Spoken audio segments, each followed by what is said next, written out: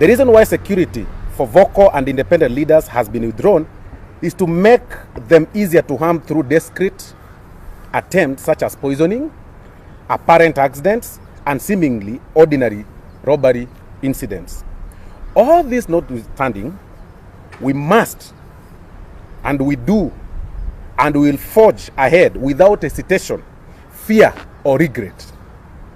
We reiterate our commitment to uphold our Constitution and defend the rule of law. To this end, we shall not only resist attempts by a selfish cabal of brokers to destroy a publicly funded national party, but also defend our democracy as vigorously and courageously as necessary to defeat the agents of plunder and mayhem.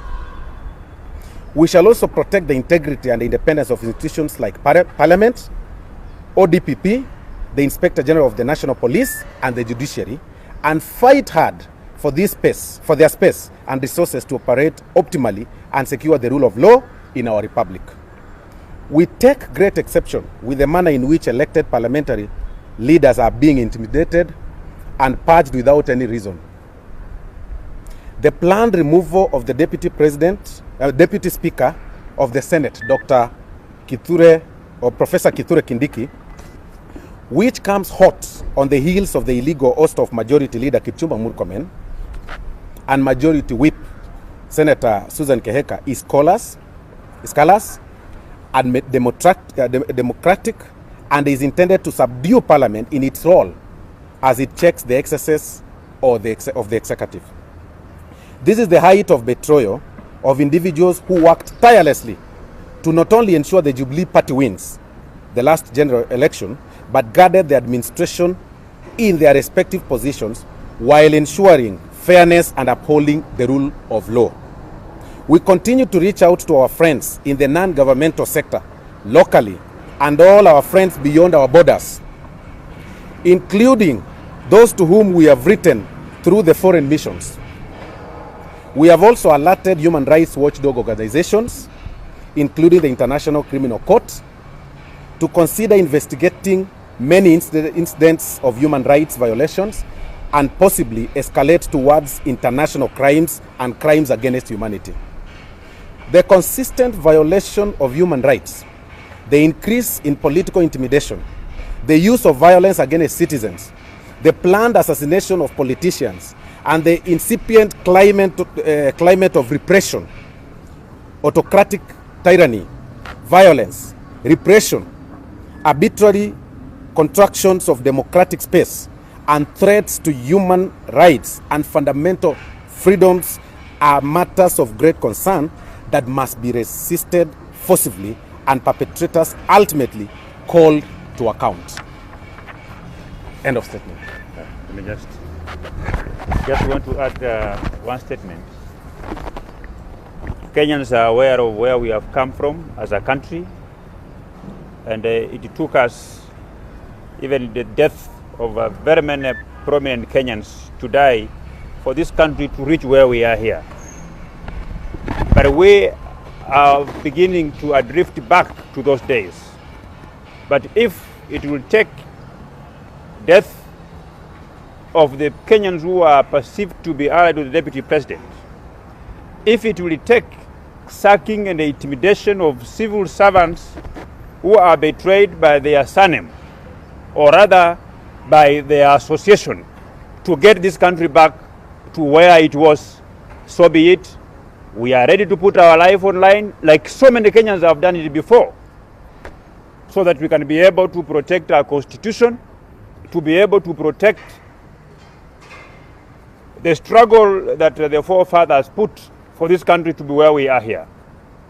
Kenyans are now beginning to know that what we were saying before, that if the handshake was anchored on a 5-point agenda, then Raila Odinga had 2 more agenda that Uhuru Kenyatta was not aware of. Kenyans are beginning to see that what we are saying was the truth. And I want to ask Kenyans that from today going forward, they should listen to us. They should not listen to the cabals who are hell-bent to take this country back to the days of political assassination, back to the days of interfering with the independence of various institutional offices, and engaging in things that are completely unconstitutional.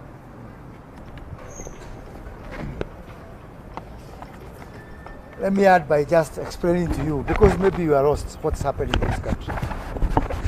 And what's happening is very simple. Because of COVID-19, and because of the economic situation we are in, people who think that they own this country have concluded that they cannot hold a referendum. I have my chairman of budget committee here, we can confirm, Honorable Moshiri, Honorable Florence Bole, again, budget committee, because we don't have the money for the referendum. We are even trying to get money for very basic needs. So having realized that, they have decided now that they will bring these BBI changes to Parliament. But before they do that, they have to shoot us from the Air Force, from the air, up there. So all the intimidation, the removal of Murkomen, the removal of Susan Kihika, the removal of Professor Kindiki, it's all geared to intimidate members so that when that report comes to this house, people can vote a certain way. But unfortunately for them, you know, the nominated senators are mostly our sisters. When people are just left to intimidate women, what kind of men are they? Because that's all that they have left to do. I know Honorable Kanini Kega has a motion ready for impeachment of the Deputy President William Ruto. And I'm just wondering, and I want to ask Honorable Kanini, Ruto was fired by Uhuru Kenyatta a long time ago. Why are you firing him twice? Because he's not involved even in matters of governance.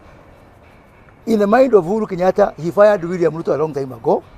William Ruto amekubali, anagojea tumalize term yetu, tuende kazi hiyo ingine. So why bother with all those things? Why impeaching somebody who is already impeached by design by Uhuru Kenyatta? It's an exercise in futility, it's a waste of time, save us that breath. So, my message is, if these things are being done to intimidate us as Parliament, give up. We are not about to give up. We will not give in to fear. And as we have said, again and again, we would rather die on our feet than live on our knees.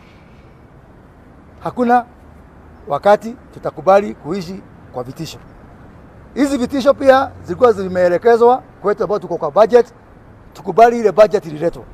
I am very proud of us who have refused that budget, and our chairman made a statement in the house, and now they have brought another budget for stimulus, which we will even reject until money is taken to the people, not just to buy vehicles and to give to rich people in the flowers industry. Selfishly, we will ensure that we put money where it is going to help Mwananchi who is suffering, people who are jobless at home, people in the hotel industry who have been retrenched, and all over. We are not going, if these intimidations was to force us a certain way, we are going to do things the right way. To achieve those constitutional changes that they want, you need 2/3 majority. And obviously, there is no way they can get 2/3 in this house.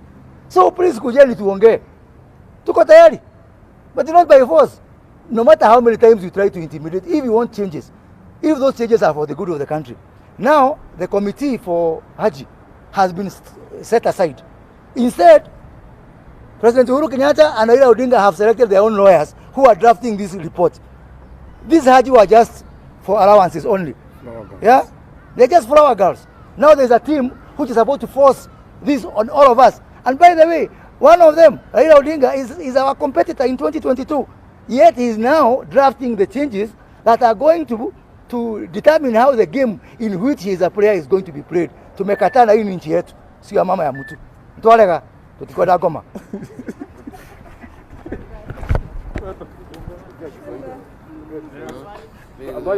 Moja kidogo mheshimiwa ongea. Acha niongeze kwa Kiswahili. Ninaunga mkono wenzangu vile wamesema. Mambo yale yote wamesema ni mambo nyeti. Na ni mambo inahitaji kufuatiliwa na kuangaliwa na Wanakenya. Lakini ajabu ni kuwa hawa wanaofanya hii hawaoni kama Wanakenya wanaangalia. Ukienda mpaka kwa mama mboga, maswali ni hii tunazungumzia hapa. Ukienda kwa manamba, swali ni hii tunazungumzia hapa. They are worried. Na mimi nauliza rais wetu, hii mambo ikifika kuharibika,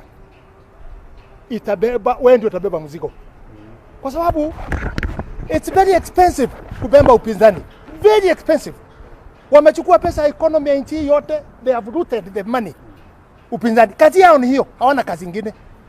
Mwananchi saa hii ana shida, na tunauliza kama hii vita yote ni ya deputy na president. President is the boss.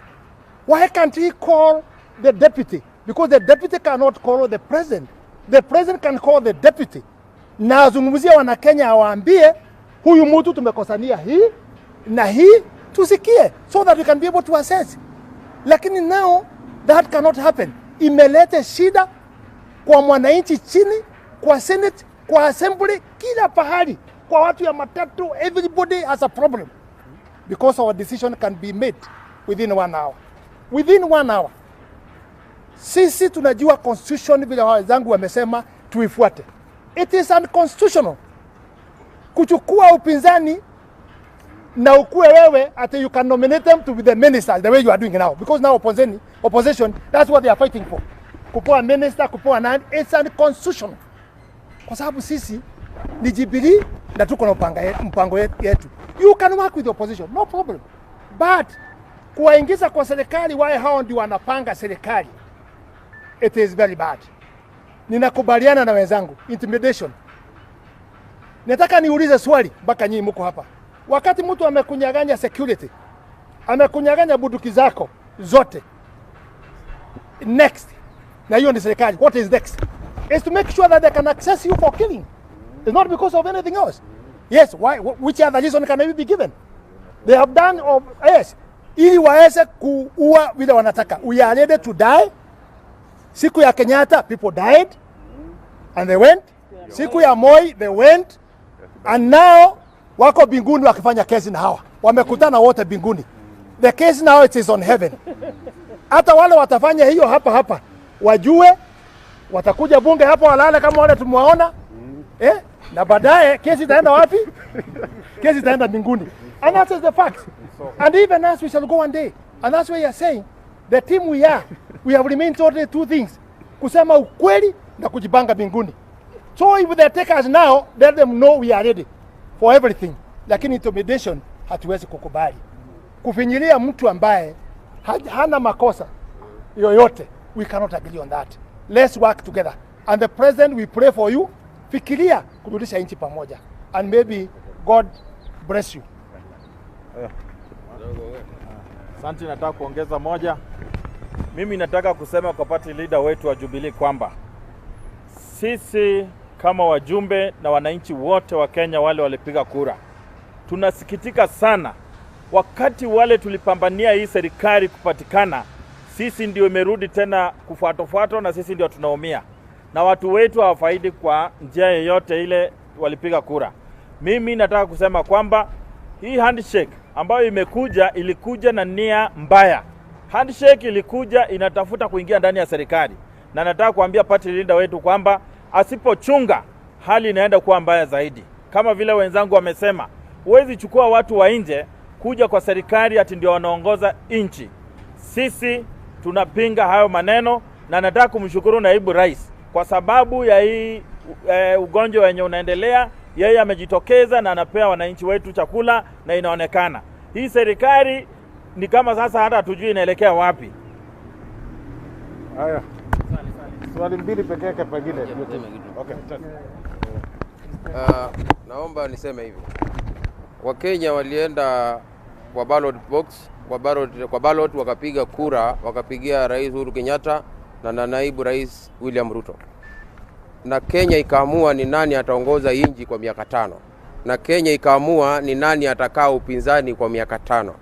Lakini sasa hivi tunaona demokrasia imegeuzwa. Wale watu ambao Kenya ilikataa ndio wanaongoza sasa hizi. Kwa sababu wamemchukua rais, wamepata vyeo katika serikali, na sasa wanaanza kusettle scores. Kwa sababu huyu alikuwa na rais mpaka tufinye. Huyu alikuwa na rais mpaka tummalize kabla ya masiku ya 2022 kufika.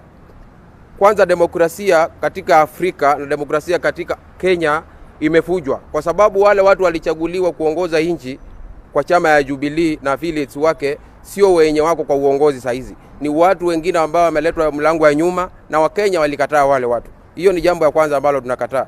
Jambo la pili, tunaelewa kuna sheria ya nchi kama Kenya, kuna sheria katika East Africa, kuna sheria ya Afrika, na kuna sheria ya dunia, kuna ICC, kuna koti za kidunia. Kwa sababu huwezi finya watu Kenya na wanyamaze. Watu watafinywa Kenya na watatafuta njia zingine za kujitetea.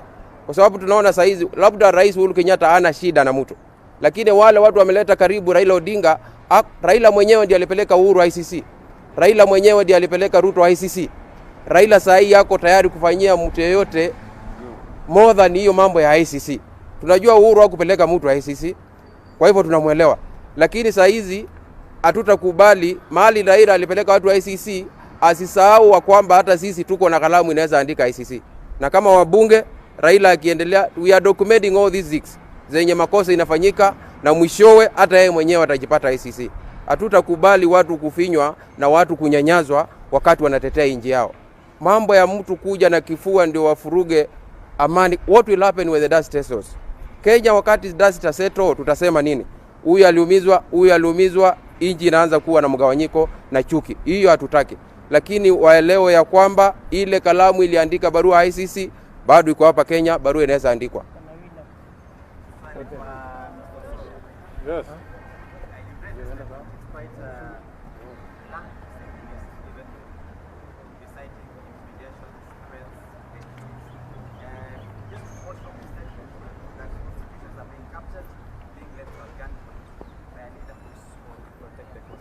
You mean the president, because he swore to protect the constitution.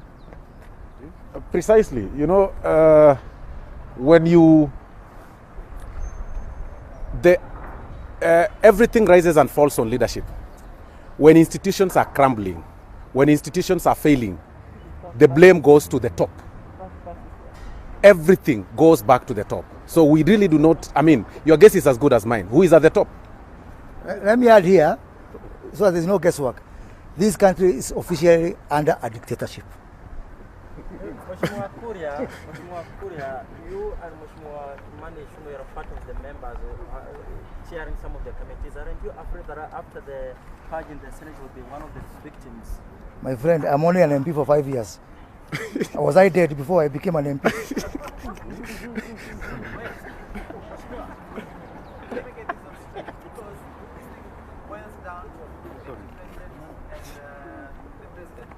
No, it's not about that. It's about honesty, my friend Sam. It's about honesty. Ni dhulma.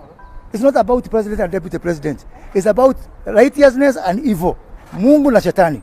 Instead of planning to help the country to fight COVID-19, you call senators to discuss about an individual, deputy president.